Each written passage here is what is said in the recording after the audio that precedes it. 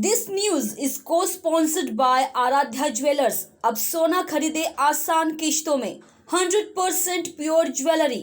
हमारा पता शारदा चौक, गणेश नगर, नंदनवन, नागपुर। नमस्कार, महाराष्ट्र टीव्ही 24च्या ग्रामीण बातमीपत्रात आपलं स्वागत आहे। एक नजर टाकूया हेडलाईन्सवर।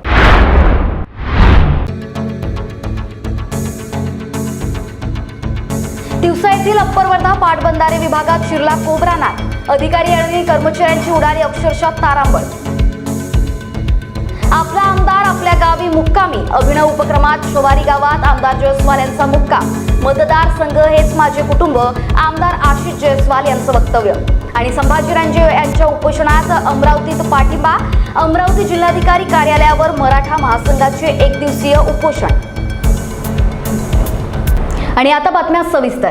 युक्रेनमध्ये अडकलेल्या भंडारा गोंदिया जिल्ह्यातील 7 विद्यार्थ्यांना लवकरच भारतात आणणार असल्याची माहिती माजी केंद्रीय मंत्री खासदार प्रफुल्ल पटेल यांनी दिली। भंडारा गोंदिया जिल्ह्यातील जे विद्यार्थी युक्रेनमध्ये अडकले आहेत त्यांच्या पालकांशी माझे बोलणे झाले असल्याचे पटेल म्हणाले। नमस्कार, माझे नाव पवन मेश्राम आहे आणि मी महाराष्ट्रातील गोंदिया जिल्ह्याचा रहिवासी आहे। मी मागील 2 वर्षापासून युक्रेनमध्ये MBBSचा विद्यार्थी आहे आणि मी MBBSचा शिक्षण घेत आहे। MBBSचा माझा 2रा वर्ष सुरू आहे आणि मी मागल्या वर्षी 2020मध्ये आलेला होतो आणि मी माझा फर्स्ट इयर कंप्लीट झाला आणि आता सेकंड इयरची माझा स्टडी सुरू आहे। तर याच्यामध्ये आता तुम्ही पाहू शकता, आता रशिया आणि युक्रेनचा युद्ध सुरू आहे, त्या पद्धतीने आम्ही इथं अडकलेलो आहोत। आम्ही गोंदिया जिल्ह्याचे 3 विद्यार्थी आहोत, माझे सोबती पण आहेत आणि भारत सरकारला आमची हीच विनंती आहे की आम्हाला इथून बाहेर काढण्याचा काहीतरी मार्ग काढावा आणि आम्हाला सुखरूप बाहेर घरी घेऊन जावा। धन्यवाद। मेश्राम युक्रेनला MBBSच्या शिक्षणासाठी गेलेला आहे।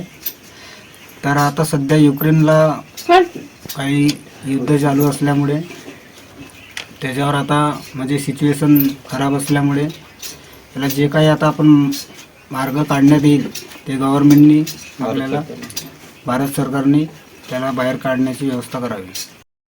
नमस्कार, मी मयूर नागोसे, महाराष्ट्रातील गोंदिया जिल्ह्यातला रहिवासी आहे आणि मी इथे मागील 2 वर्षापासून MBBS करत आहे आणि आता मी सेकंड इयरला आहे। आणि सगळ्यांना माहीतच आहे युक्रेन आणि रशियामध्ये जो युद्ध चालू आहे त्या कारणामुळे इथे भारतातली लगेच विद्यार्थी फसलेली आहेत।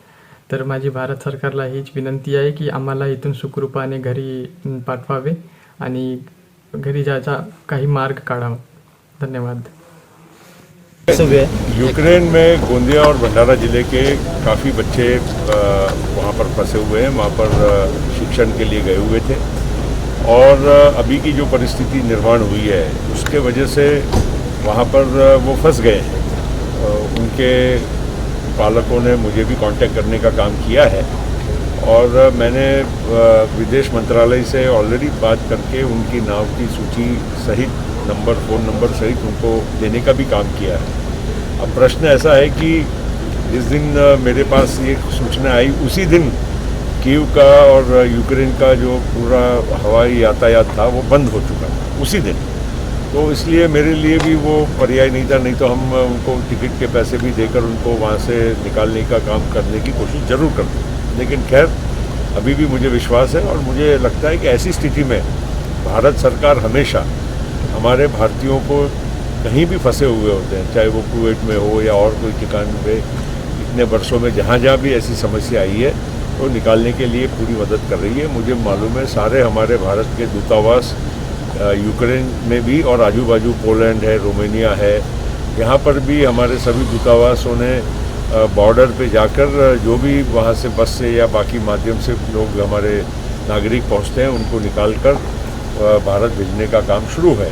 तो मुझे लगता है ये बहुत महत्वपूर्ण बात है और भारत सरकार इसमें पूरा ध्यान देगी और मैं भी हमारे भंडारा गोंदिया ज़िले के जो भी हमारे बच्चे वहाँ पर फंसे हुए हैं उनको जल्द से जल्द सुरक्षित लाने के लिए मेरे पूरे प्रयास है और मेरा पूरा उस पर ध्यान है और नियमित मेरा उस पर नियंत्रण है। धामनगांव रेलवे यहाँ की नगर परिषद हाई स्कूल तथा कनिष्ठ महाविद्यालय की कक्षा 8 से 10वीं तक की छात्र छात्राएं शिक्षारत है, मगर यहाँ सिर्फ 2 ही शिक्षक कार्यरत है, जबकि कक्षा 8 से 10 तक का शिक्षक यह महत्वपूर्ण है, मगर यहाँ शिक्षकों की किल्लत के चलते इन छात्रों का भविष्य खतरे में पड़ा दिखाई दे रहा है। वहीं पिछले कई वर्षों से कक्षा 11वीं और 12वीं बिना अनुदानित तत्व पर चल रही है, मगर उसमें भी शिक्षकों के पद खाली है तथा हाई स्कूल के भी शिक्षकों को इस महाविद्यालय का अतिरिक्त भार ढोना पड़ रहा है। यह उल्लेखनीय बात है कि पहले ही हाई स्कूल हेतु मात्र 2 शिक्षक पदासीन हैं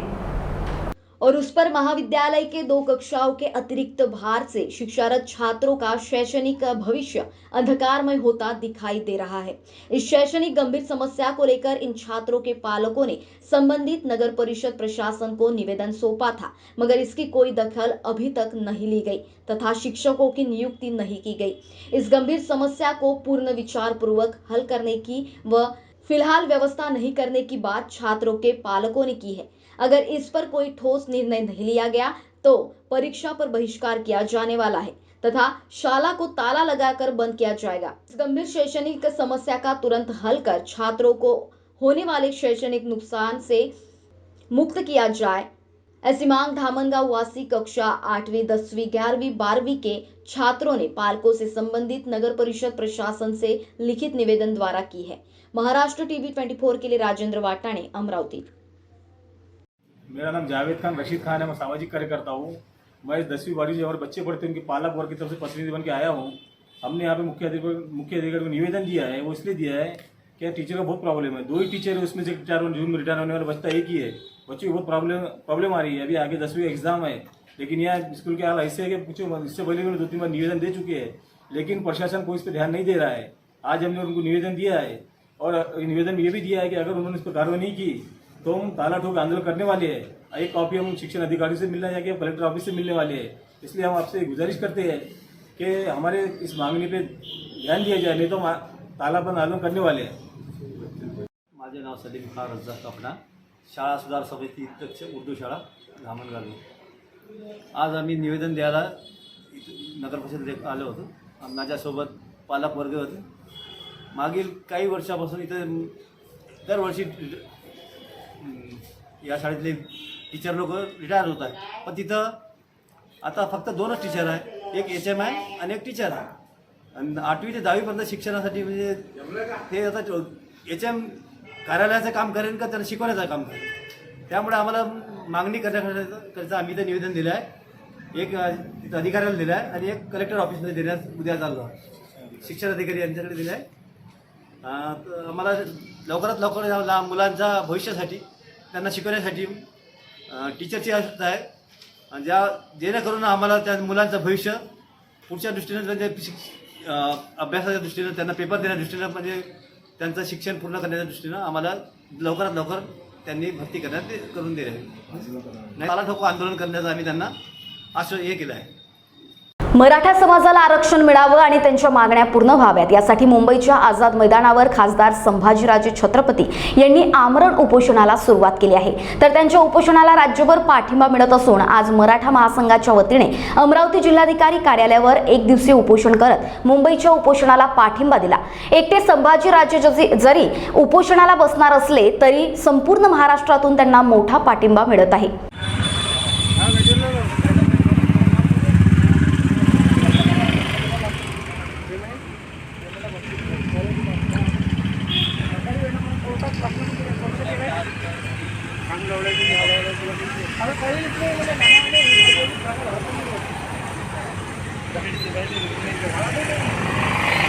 सव्वीस 2/2022 रोजी अखिल भारतीय मराठा महासंघाच्या वतीने राजे छत्रपती संभाजी महाराज यांच्या उपोषणासाठी आज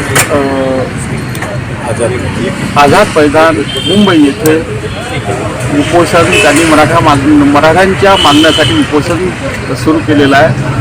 त्यांना पाठिंबा देण्याकरिता आज आम्ही अमरावती जिल्हा ग्रामीण, अमरावती जिल्हा महानगरच्या वतीनं उपोषण 1 दिवस लाक्षणिक उपोषण करीत आहोत। आमचा टाईम 11 ते 4 पर्यंत आहे। त्यानंतर आम्ही कलेक्टर यांना भेटून आमचं त्यांना निवेदन सादर करू. त्याचबरोबर आमरण उपोषण कशासाठी आहे तर मराठा समाजाच्या विद्यार्थ्यासाठी तरुणासाठी राज्यातील प्रत्येक जिल्ह्यात वसतिगृह निर्माण करणं आवश्यक आहे. मराठा आरक्षणासाठी झालेल्या आंदोलनातून ज्या आत्महत्या झाल्या त्याच्या कुटुंबातील एका सदस्याला शासकीय सेवेत नोकरी देण्याच्या आश्वासनाची पूर्तता अजून झालेली नाही, ती पूर्तता केली पाहिजे. मराठा आरक्षण मिळवण्यासाठी अपेक्षित न्यायमूर्ती दिलीप भोसले यांच्या समितीने सांगितलेले 12 मुद्दे व मराठा आरक्षण मिळवण्यासाठी आवश्यक निर्णय शासनाने गांभीर्याने घेऊन पुढील कार्यवाही सुरू करावी. मराठा आरक्षण मिळणे ही दीर्घकालीन प्रक्रिया आहे, मात्र तोपर्यंत काळात समाजाचे शैक्षणिक व सामाजिक नुकसान होऊ नये यासाठी आम्ही केलेल्या मागण्यांच्या अंमलबजावणीचा माझा हा लढा आहे. सारथी संस्थेच्या सबलीकरणासाठी रोड मॅप तयार करून सारथी संस्थेचे सक्षमीकरण करावे आणि येणाऱ्या आर्थिक वर्षातील अर्थसंकल्पात यासाठी भरीव निधीची तरतूद करावी. ESBC व SEBC आरक्षणाच्या माध्यमातून शासकीय सेवेत निवड झालेल्या पण अद्याप नियुक्ती न झालेल्या उमेदवारांना त्यांची ज्या पदावर निवड झालेली आहे त्याच पदावर कायमस्वरूपी नियुक्ती करावी. मराठा आरक्षणासाठी झालेल्या आंदोलनातून ज्या आत्महत्या झाल्या त्यांच्या कुटुंबातील एका सदस्याला शासकीय नोकरी देण्याच्या आश्वासनाची पूर्तता करावी इतकी आमच्या राज्यांची मागणी आहे. त्याला आम्ही अमरावती जिल्हा ग्रामीण, अमरावती जिल्हा महानगरच्या वतीने आम्ही सगळे पदाधिकारी शांततेच्या मार्गाने आज कलेक्टर ऑफिस समोर उपोषणात बसलेलो आहोत. शासनाला आमची विनंती आहे की आमच्या मागण्या त्वरित मंजूर करून आमच्या मराठा समाजाला न्याय देण्याचा प्रयत्न करावा. हीच आमची आज महाराष्ट्र सरकारला, केंद्र शासनाला आमची नम्र विनंती आहे. धन्यवाद. जय हिंद, जय महाराष्ट्र. महाराष्ट्र TV 24 साठी राजेंद्र वाटाणे, अमरावती. अमरावती जिल्ह्यातील तिवसा येथील अप्पर वर्धा पाटबंधारी विभागाच्या कार्यालयात चक्क भला मोठा 5 फूट 5 इंच लांब इंडियन कोब्रा जातीचा नाग शिरल्याने अधिकारी आणि कर्मचाऱ्यांची अक्षरशः तारांबळ उडाली होती. यावेळी या विषारी कोब्रा नागाला तिवसा येथील सर्पमित्र प्रवीण पांडे यांनी सुखरूप पकडून त्याला जंगलात सोडून दिले. यावेळी नागाला कार्यालयातून बाहेर काढल्यानंतर कर्मचाऱ्यांनी सुटकेचा श्वास टाकलाय. महाराष्ट्र TV 24 साठी राजेंद्र वाटाणे, अमरावती. राष्ट्रवादी काँग्रेसचे नेते तथा राज्याचे अल्पसंख्याक मंत्री नवाब मलिक यांच्यावर ईडीने कारवाई करून त्यांना अटक केली. ईडीने केलेली कारवाई ही केंद्र सरकारच्या सांगण्यावरून सूडबुद्धीने केली असल्याचा आरोप करत राष्ट्रवादी काँग्रेसच्या वतीने अमरावती शहरातील इरविन चौकात डॉक्टर बाबासाहेब आंबेडकर यांच्या पुतळ्यासमोर मौन आंदोलन करत नवाब मलिक यांच्यावरील कारवाईचा निषेध करण्यात आला. केंद्र सरकार सातत्याने केंद्रीय तपास यंत्रणांना हाताशी धरून महाविकास आघाडीच्या सरकारच्या मंत्र्यांना टार्गेट करून चुकीच्या पद्धतीने कारवाई केली जात या कारवाईमुळे महाविकास आघाडी सरकार घाबरणार नसल्याची प्रतिक्रिया यावेळेस आंदोलकांनी दिली. महाराष्ट्र TV 24 साठी राजेंद्र वाटाणे, अमरावती. व्यक्त करत आहे काय नेमकं तुमचं मागणी या निमित्तानं काय झालं? केंद्र शासनाने महाविकास आघाडीचं जे सरकार आहे ते सरकार पाडण्यासाठी आणि ते सरकार नामहरम करण्यासाठी केंद्राच्या ज्या एजन्सी आहे, ED असो, इन्कम टॅक्स असो आणि वेगवेगळे प्रकार करून हे सरकार घालवण्यासाठी जे काँग्रेस, राष्ट्रवादी काँग्रेस, सेना यांचे जे नेते आहे त्या नेत्यांना अटकसत्र चालू केलं आहे. त्या निषेधार्थ महाविकास आघाडींनी परवा मुंबईला मंत्रालयाच्या समोर गांधीजीच्या पुतळ्यासमोर आंदोलन केलं आणि राज्यात महाविकास आघाडी, राष्ट्रवादी काँग्रेस सर्वजण आंदोलन करत आहे. त्यातलाच एक भाग म्हणून आज आम्ही अमरावती जिल्हा राष्ट्रवादी, अमरावती शहर राष्ट्रवादी आणि जिल्ह्याचे सर्व नेते एकत्रित बसून आम्ही 1 तासाचं मौन धारण केलं. त्यानंतर आता आमचे भाषणं किंवा निषेधाचे भाषणं चालू आहे आणि त्यानंतर प्रेस कॉन्फरन्स आणि निदर्शन करून आज आम्ही या केंद्र शासनाचा आणि भारतीय जनता पार्टीचा निषेध व्यक्त करत आहोत. तुम्हाला काय वाटतं भाऊ, महाराष्ट्र राज्याचं सरकार जे आहे ते सरकार पाडण्यासाठी सगळे हे करत आहे? 100% हे सरकार कमकुवत करायचं, लोकांना भीती दाखवायची, मंत्र्यांना भीती दाखवायची, आमदारांना भीती दाखवायची की तुम्ही जर या सरकारमध्ये राहिले तर आम्ही तुम्हाला राहू देणार नाही, आम्ही तुमच्यावर कारवाई करू. म्हणून या पद्धतीनं हे ज्या कारवाया चालू आहे, भारतीय जनता पार्टीचं केंद्रातलं शासन असो, इथला विरोधी पक्ष असो, हे सारखं ह्या सरकारला कमकुवत करण्याचा प्रयत्न करत आहे. परंतु महाविकास आघाडीचे सर्वोच्च नेते शरद पवार साहेब यांच्या नेतृत्वात आणि या सर्व आघाडी निर्माण झालेली आहे महाविकास आघाडीची जी आघाडी आहे ती आघाडी कुठंच कमी पडणार नाही. या निमित्तानं पवारसाहेब आणि सर्व महाविकास आघाडीचे नेते ते दाखवून देतील. क्या है तुम किसी के ताज को सवार भी सकते हो, रुख बदल जाए तुम किसी को तख्त से उतार भी सकते हो। वो ताकत है कि मगरूर हुकूमत वक्त को वो तख्त से उतार कर जमीन पर पटक भी सकता है। 50 सीखो, भारत का जो दस्तूर नाफिज किया गया उसमें एक लाइन में ये कहा गया अवाम के लिए, लेकिन ये वो हुकूमत है भाजपा की जो लोगों का रिमोट अपने हाथ में रखकर कि आप कैसी जिंदगी गुजारेंगे, आप क्या सोचेंगे, आप क्या खाएंगे, आप क्या पिएंगे, अगर उनके मन मुताबिक आप जिंदगी नहीं गुजारते हैं ठीक है लोग, जहां कहीं भी अगर वो सत्ता में नहीं है तो सत्ता से बेदखल करने के लिए आज आघाड़ी सरकार के महाराष्ट्र में लगा कि कुछ होने वाला नहीं है, क्योंकि हमारे जो छत्रपति नेता है आदरणीय, इनका पूरा महाराज जिन पर गर्व करता है, आदरणीय शरद चंद्र पवार जी, उनके हैं। आज अगर एक के बाद एक अगर गिरफ्तारियां की जा रही है, चाहे वो नवाब मलिक साहब हो, चाहे वो हसन मुशर्रफ साहब हो, चाहे और दीगर बड़े हमारे नेता हो, तो उसका मतलब सिर्फ ये है कि आपको डराया जा रहा है। रामटेक मतदारसंघ हेच माझे कुटुंब समजून रामटेक विधानसभा मतदारसंघातील प्रत्येक गावातील गावकऱ्यांशी थेट संवाद साधून त्यांच्या समस्या समजून घेता याव्यात यासाठी रामटेकचे आमदार आशिष जयस्वाल यांनी आपला आमदार आपल्या गावी मुक्कामी या अभिनव उपक्रमाची सुरुवात केली. त्यास अनुसरून दिनांक 25 फेब्रुवारी 2022 रोजी रामटेक तालुक्यातील आदिवासी दुर्गम भागातील छवारी या गावात आमदार आशिष जयस्वाल यांनी मुक्काम करून गावकऱ्यांशी थेट संवाद साधलाय. यामध्ये गावकऱ्यांसोबत संजय गांधी निराधार योजना, श्रावणबाळ वृद्धापकाळ, जिल्हा परिषद शाळेतील शिक्षक 6 महिन्यांपासून गैरहजर असल्याची तक्रार, पटवारी गावात येत नसल्याची तक्रार, घरकुल योजना, आदिवासी खावटी अनुदान, बांधकाम कामगार मजुरांचे ई-श्राम कार्ड बनविणे, महिला बचत गटासाठी गृह उद्योग निर्मिती करणे, प्रधानमंत्री जन आरोग्य योजना, शेतकऱ्यांना शेती पंपासाठी विद्युत जोडणे, शेतात जाण्याकरिता पांदन रस्ते, गावातील अनाथ मुलींचे संगोपन करणे याविषयी चर्चा केली.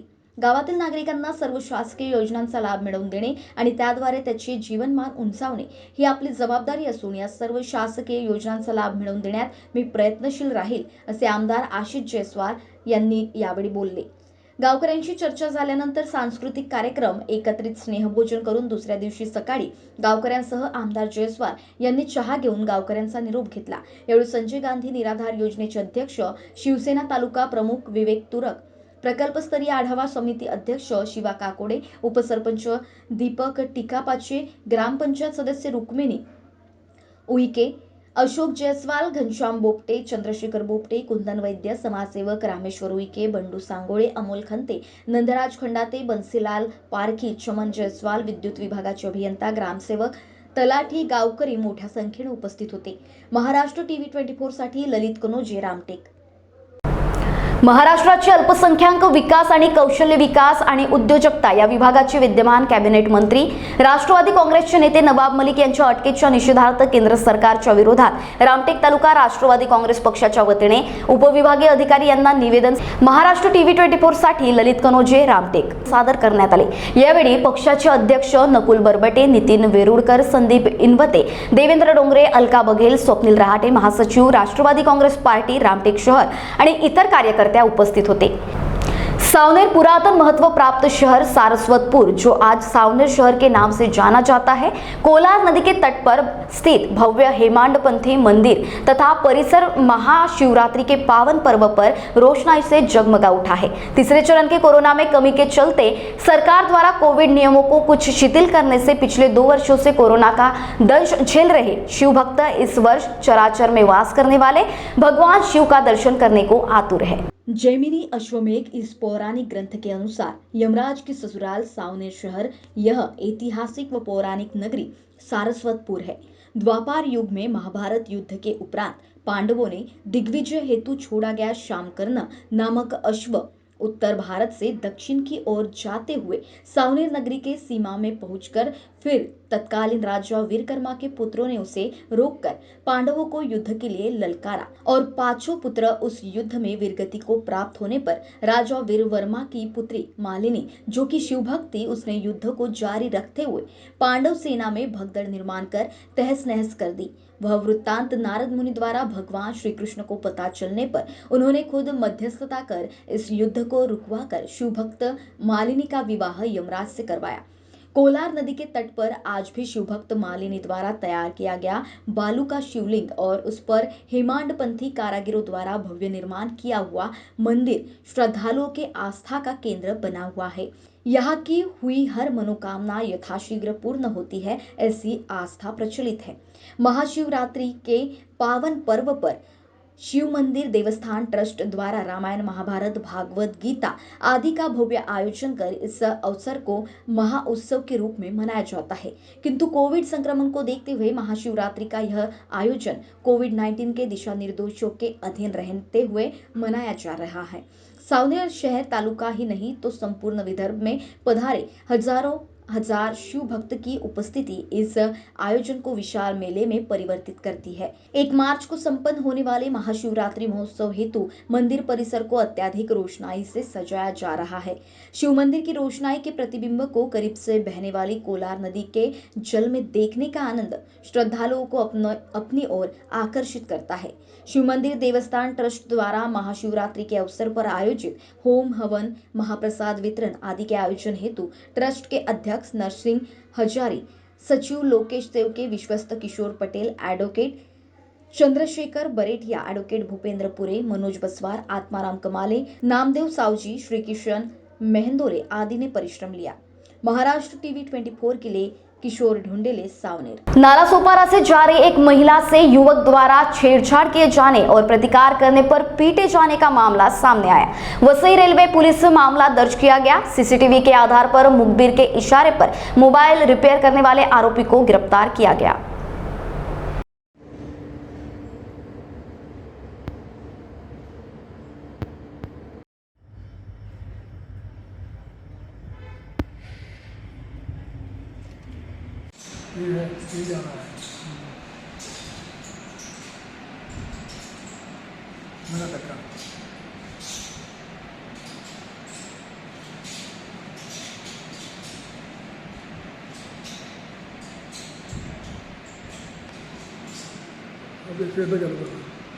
तो नशे में है लड़का, है ना? हाँ, 100 रुपये जल्द।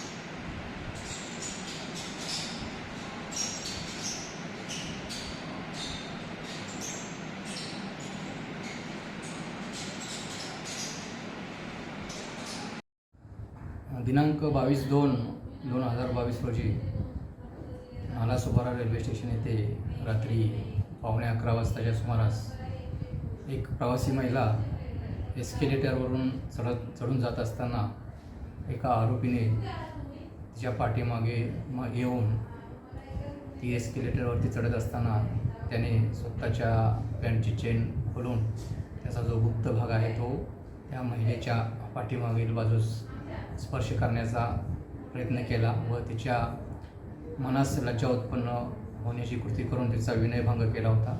त्यावरून फिर्यादीच्या तक्रारीवरून Vasai road railway police Thane येथे गुन्हा रजिस्टर क्रमांक 130/2022 कलम 354 भारतीय दंड विधान संहिता अन्वये नोंद करण्यात आला होता।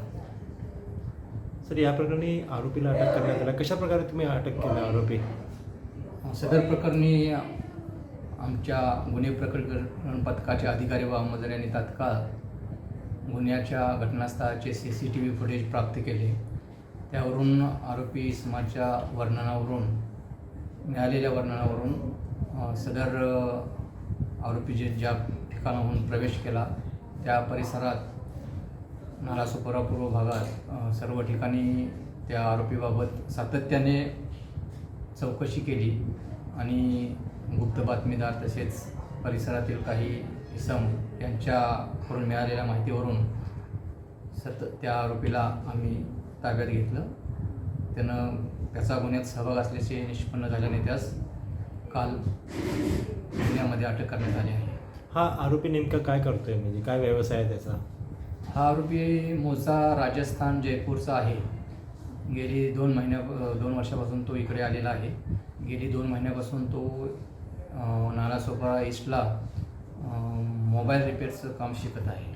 अशा प्रकारचे गुन्हे पहिले पण त्यांनी केलेत का?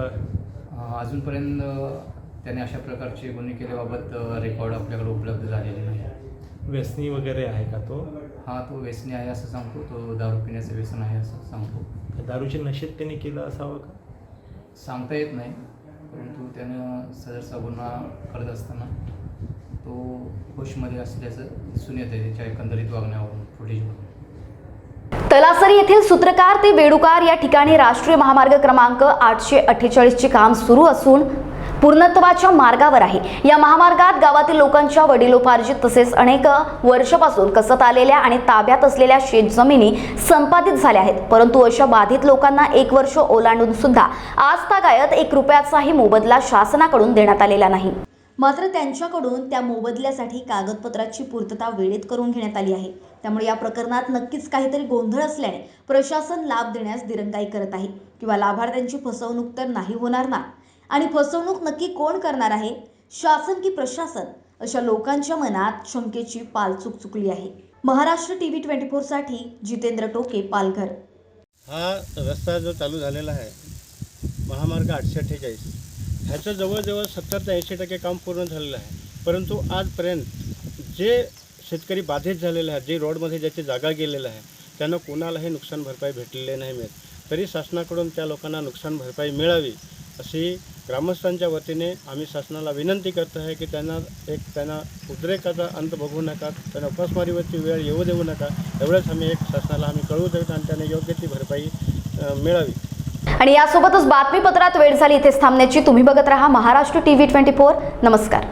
अगर आप खरीदना चाहते हो अपना प्लॉट, फ्लैट, रो हाउस या रिसोर्ट, तो आइए Aarav Empire Private Limited ISO certified company में, जहां आपको मिलेगा 0 माइल से महज 30 किलोमीटर के अंदर प्लॉट, फ्लैट, रो हाउस और रिसोर्ट, वो भी आसान किश्तों पर. वही आरव नगरी में आपको मिलेगी garden, swimming pool, meditation centre, restaurant, children park, yoga park, selfie point और अन्य सुविधा. तो आइए आरव नगरी और पाइए आपके सपनों का घर, वो भी बैंक लोन के सुविधा के साथ, NTP सैंक्शन्ड. हमारा पता plot number 78, Om Sai apartment, Vidya Vihar, Pratap Nagar, ring road, Nagpur. Contact on 0712229535 और 7447443370 and 7745042520.